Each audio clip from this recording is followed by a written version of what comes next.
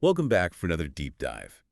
We try to focus these dives on topics you specifically request, and today is no different. Oh, is that right? Yes, today we're taking a deep dive into learning to learn, but with a specific focus. I like it. Gets granular. Exactly. And the focus today is on critical thinking and problem solving. I think those are skills that a lot of people are really interested in sharpening these days. Would you agree? Absolutely. Our listeners are looking to really level up those skills, Yeah. and we've got some amazing resources to help us all do exactly that. A real treasure trove, I think. Ooh, a treasure trove. I like the sound of that.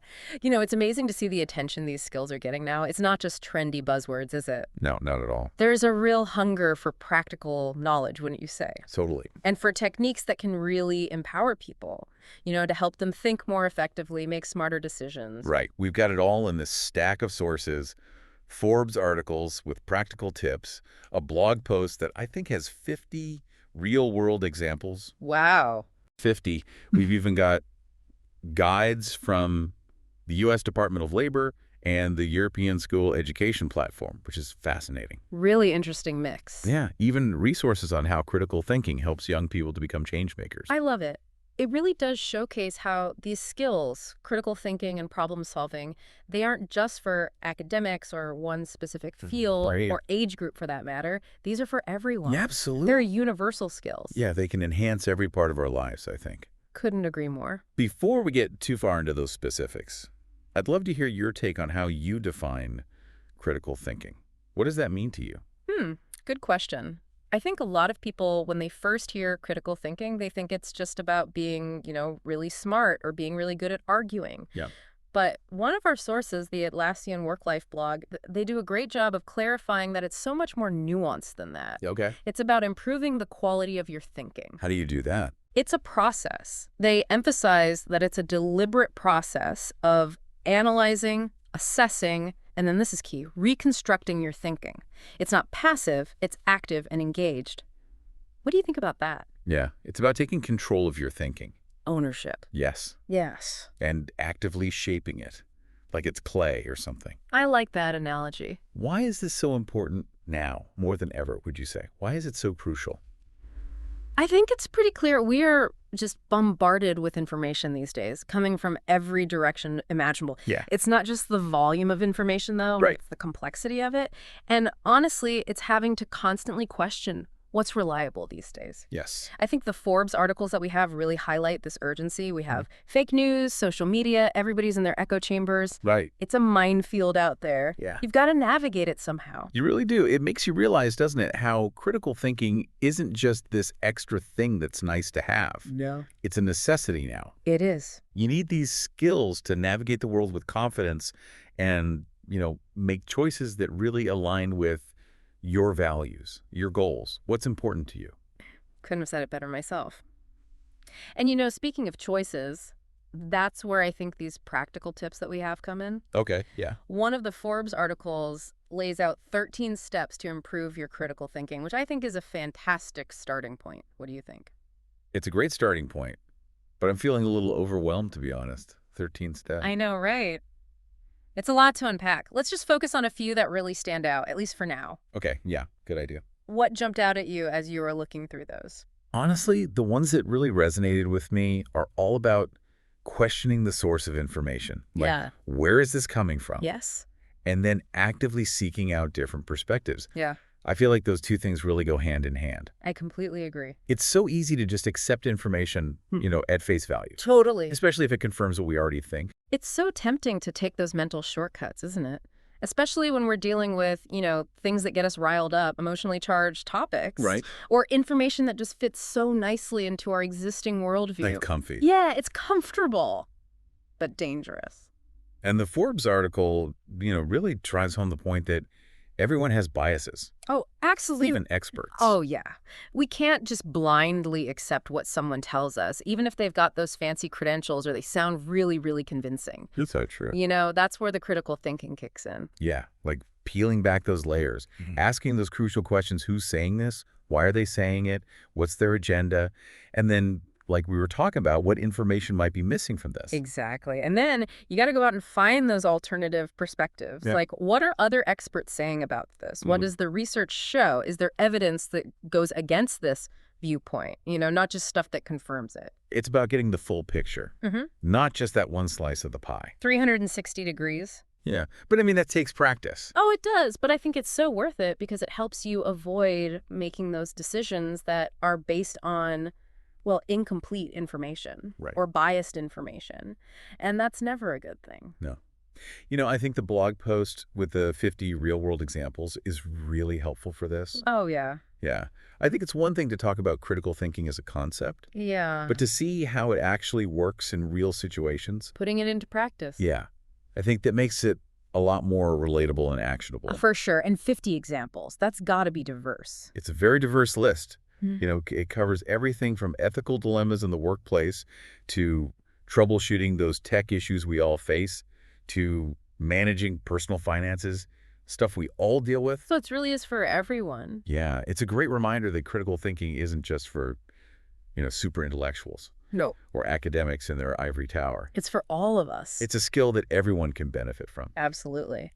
Should we jump into some of those examples? Yeah, let's pick a few out. Awesome. Which ones stood out to you as you were reading? Well, there's one that deals with, a company, and they're facing a client who wants them to produce a subpar product.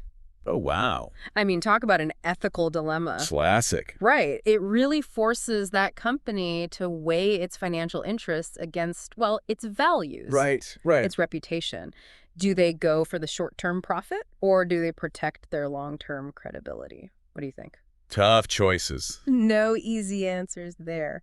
But that's where critical thinking steps in, right? Yeah. It's about analyzing that situation really carefully, considering what could happen with each decision, and then choosing a path that aligns with their ethical principles. So it's about making difficult choices and then being able to explain your reasoning for those choices. Exactly. You have to be able to justify them. Another one that caught my eye was about, an IT professional. They're troubleshooting a network outage. Oh, okay. I mean, talk about the problem-solving part of critical thinking. That's a good one, yeah.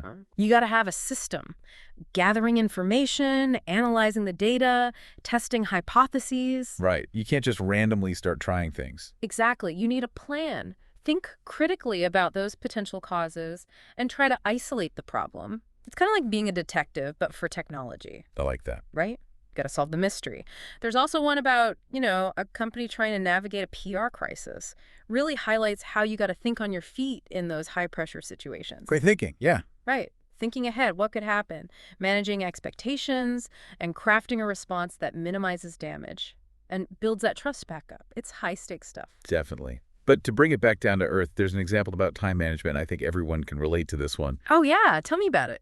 The employee's trying to juggle a million deadlines and competing priorities. Oh, I know that feeling. Right. That's where critical thinking comes in, to prioritize tasks, to delegate effectively, manage your time and energy wisely. Couldn't agree more. It shows that it's not just for big dramatic events, Right. It's for those everyday challenges, too. Absolutely. Yeah. I really like that the Atlassian Work-Life blog breaks down critical thinking into 7 skills. It kind of helps to make it feel less abstract and more, I don't know. Actionable. Yes. It's a good framework for understanding all the different parts of critical thinking, how they fit together, Should we unpack a few of those skills? Yeah, let's pick a couple. Okay. How about we start with analysis? They define it as breaking down complex information into those key takeaways, those patterns. Okay. It's about seeing the forest for the trees. Yes. Distilling those essential elements out of all that data. Exactly. They had a good example in the blog. Imagine you're looking at website analytics, right? Yeah. And you see a huge drop in newsletter signups. Uh-oh. Yeah. But just the raw data doesn't tell you much. Yeah. You got to analyze it, look for trends, compare it to, the past, consider if there have been any changes to the website recently. Right. To try and figure out what's causing that decline. So you have to go beyond just what you see on the surface. Absolutely. Got to dig deeper. And then figure out the why behind it. Exactly. That's where inference comes in. That's, drawing those logical conclusions based on the information you've gathered. Like going back to the website thing. You might see that the drop in signups happened right when you switched email providers. So you might infer That there's a connection. right, Maybe the new provider isn't working as well. Yeah. You're not just passively accepting the data, you're trying to explain it. Mm-hmm. And then there's communication, which is really about explaining your findings and recommendations to other people, Sure. but doing it effectively.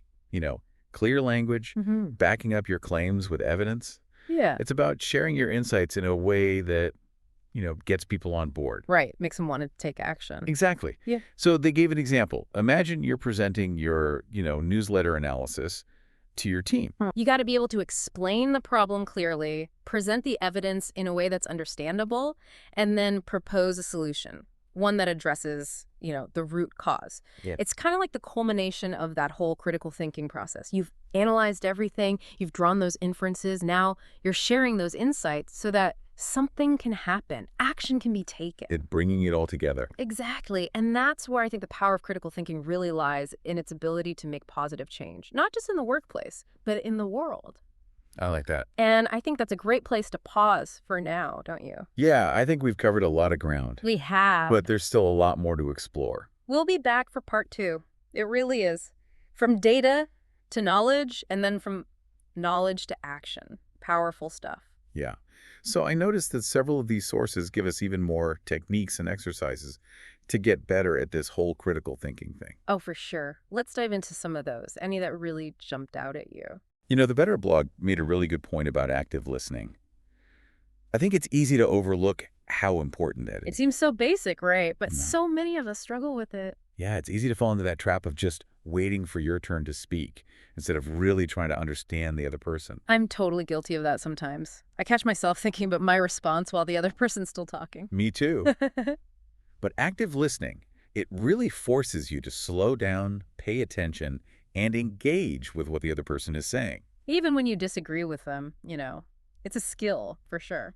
A muscle you have to keep working. Totally. And it connects to another technique that a bunch of sources talk about, asking open-ended questions. Oh, yes. This Asana blog had some great examples of that. Instead of asking, is this marketing campaign effective, which is just going to get you a yes or no, Right. you ask, what are your thoughts on the potential impact of this campaign? It's so much more interesting. Right. And it makes people think more deeply. They can't just give a quick answer, They have to explain their reasoning. Exactly. The Asana blog also brought up the SWOT analysis as a way to make better decisions. Have you ever used that? I have. I think it's really helpful to systematically evaluate things. Like you said, strengths, weaknesses, opportunities, and threats. It forces you to look at the big picture, right? Both the internal stuff and the external factors that might affect things. And they give tips on how to actually do a SWOT analysis well. It's more than just making a list. Right. You have to think about how those different factors relate to each other, and then, based on all of that, come up with some strategies. Oh, I see. So you might figure out how to play up your strengths, address your weaknesses, take advantage of opportunities, and minimize those threats. Sounds useful for teams, too, not just individuals. Oh, absolutely. And you can use it for all sorts of stuff, launching a product, making a career change, even figuring out a personal challenge. It's a really versatile tool. Speaking of connecting things, there was this guide from Training Express that really got me thinking about how critical thinking and problem solving work together. What are your thoughts on that? I think they're two sides of the same coin, really. Totally. Like, you use critical thinking to really understand a problem and figure out possible solutions. Makes sense. And I thought it was interesting how they talked about the difference between convergent and divergent thinking. Oh, yeah. Two really important ways of thinking, especially when you're trying to solve a problem. So with convergent thinking, it's all about narrowing things down, right? Right. Finding that one best solution. Exactly. It's very logical, analytical, efficient. It's like using a funnel to focus your thinking, get to that one specific outcome. I love that.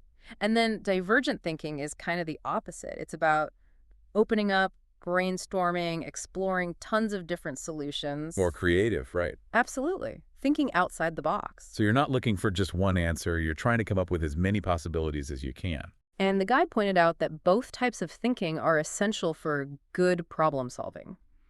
What do you think about that? Well, I think you need convergent thinking to, really analyze the problem and choose the best solution. Right. But you need divergent thinking to come up with those solutions in the first place. Yeah. You got to have that creative spark, right? Exactly. And it's cool that the Training Express guide gives specific techniques to encourage both types of thinking. Like brainstorming and mind mapping. Right. Those are awesome for divergent thinking. You can just let your ideas flow. No judgment.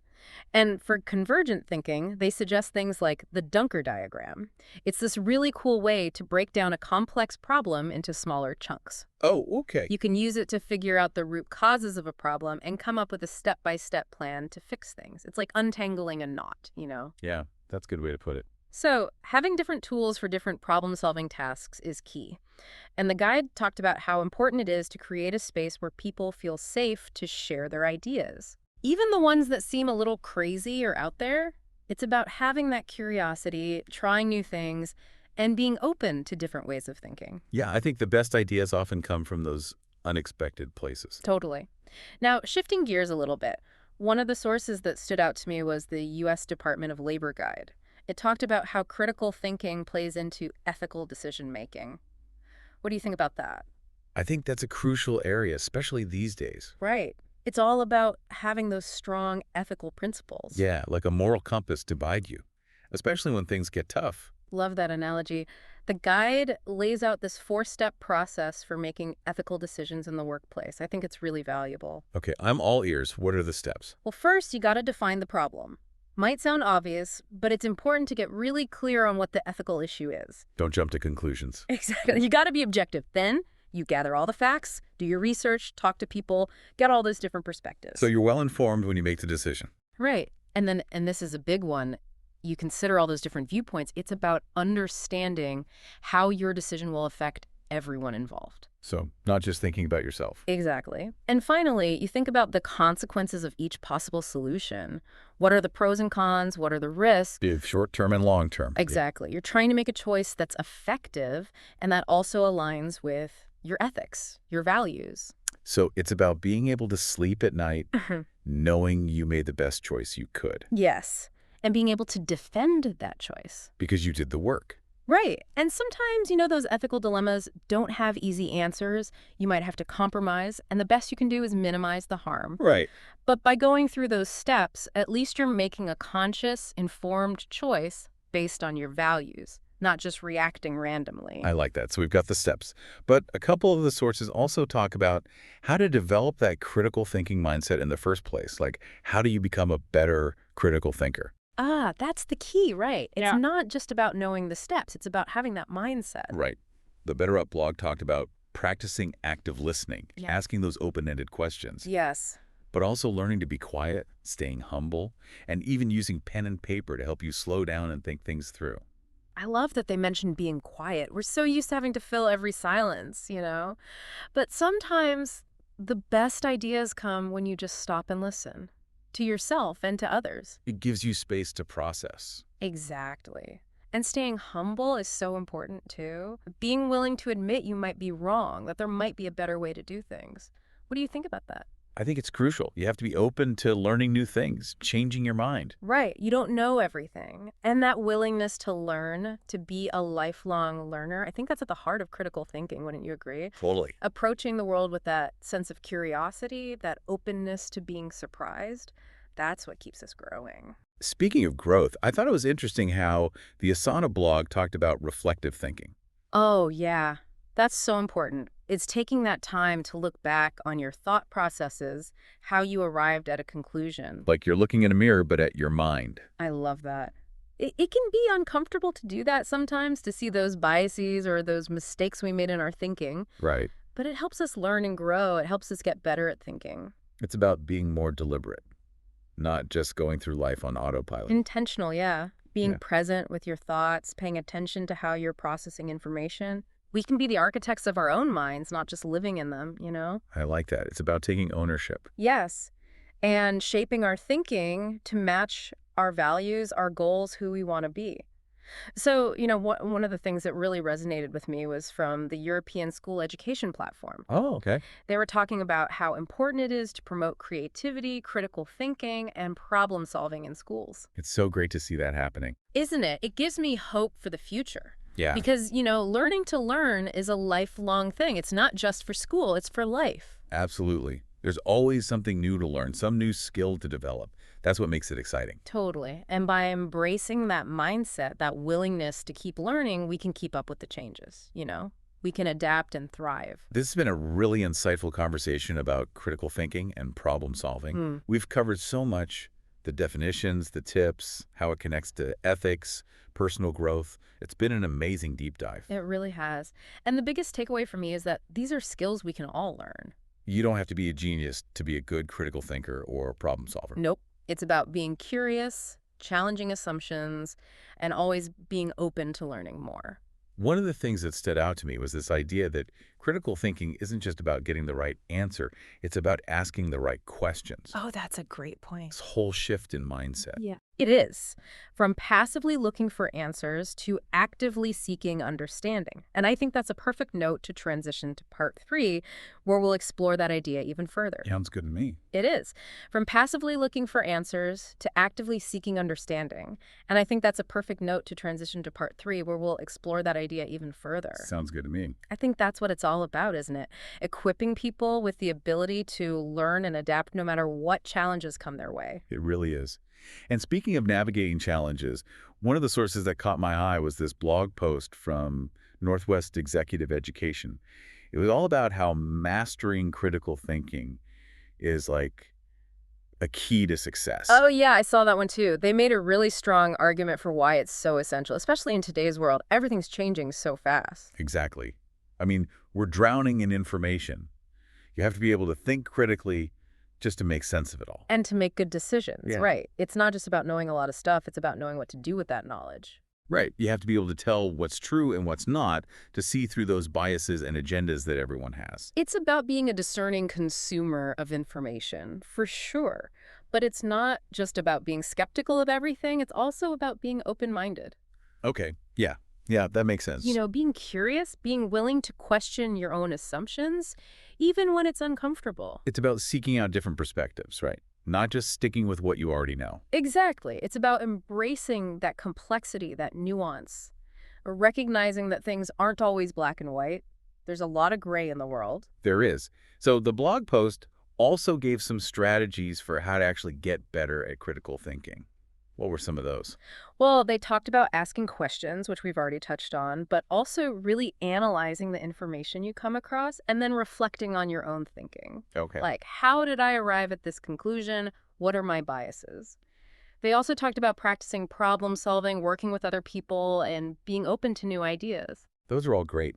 It reminds me of something we talked about earlier. Critical thinking is a skill. You can get better at it. It's not like you're born a good critical thinker or you're not. Exactly. It's like any other skill. You practice, you get better. It's a muscle. And that mental agility, it helps you in every area of life, I think. But for sure, making decisions, solving problems, communicating clearly. Even just learning new things. Absolutely. The better you are at critical thinking, the easier all of that becomes. Well, I think we've had a really incredible deep dive today. Yeah. We've explored what critical thinking and problem solving are, gotten all these tips on how to improve our skills, seen how it plays out in real life, even talked about ethics and creativity. It's been a journey. It really has. And it's so encouraging to realize that we don't have to be geniuses to do this well. Exactly.